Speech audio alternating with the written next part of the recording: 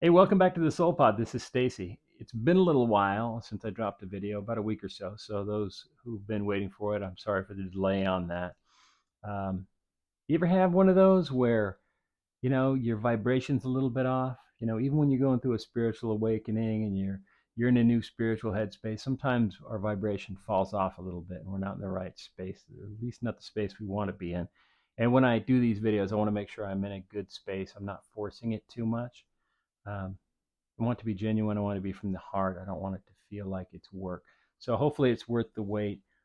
This video is actually going to tie into that a little bit. The topic today is about dealing with spiritual naysayers. Have you ever had this when you're going through your spiritual awakening, you're deep into your spiritual work, and you're talking about your experience, something clearly that's pretty important to you because this journey we're on, it's pretty powerful, right? And it is very close to our hearts. So it's really easy to be talking about it. And it's frequently, at least in my experience, that we sometimes feel that people don't quite get it. Have you ever had that where people push back a little bit on it or go, I don't know about that? Or you just tell them about something amazing about your spiritual journey and they give you one of these, you know, spiritual naysayers. How do you handle them? How do you handle them? How do you handle them? If you have any suggestions, drop them below. But I'm going to share 4 ideas that you can use to handle spiritual naysayers. Maya Angelou said, if you're always trying to be normal, you will never know how amazing you can be. You'll never know how amazing you can be.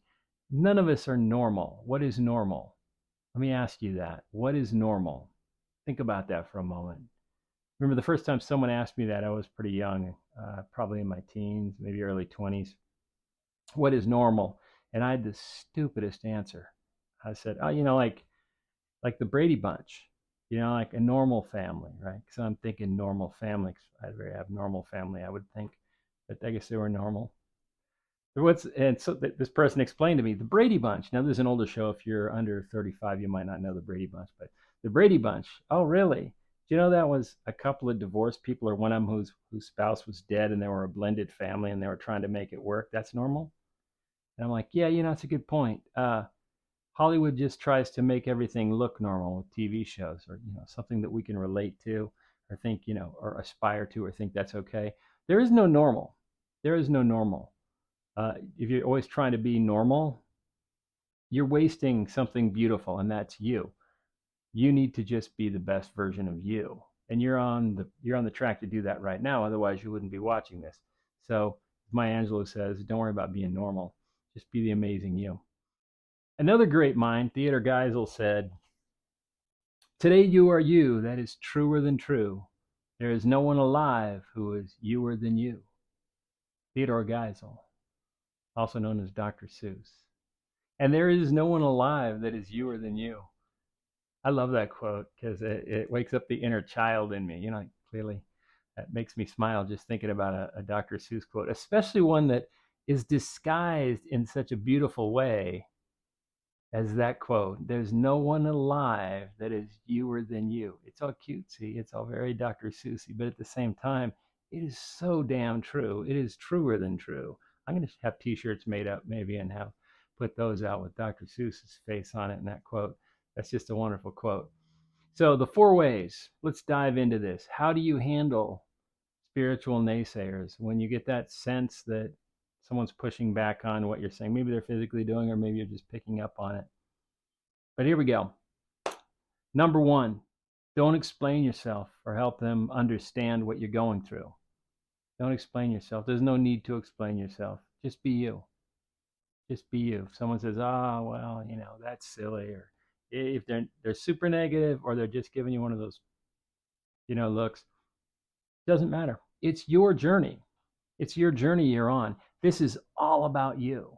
You are evolving in a way that, could you honestly explain to anyone what your spiritual awakening was like if you've been through one? Can you put that in words in ways that anyone could understand? I can't put into words my spiritual journey in a way that I understand. How could I possibly explain it to somebody who hasn't gotten to that point where they've had their mind blown by the universe and had their soul shake them and go, "Hey, man, I'm here"? Now, how do you explain that? Do you really need to get them to understand? Or do you just need them to understand because it would make you feel better? Which takes me to number two. Watch for your ego. Watch for your ego in these moments. The way you handle these naysayers is you be aware of your ego. It should not matter to you. And this is part of your work. This is part of all our work. It should not matter to you if they believe you or not, or if they can understand it or not, or if they can relate to it or get on board with you on it. It shouldn't matter.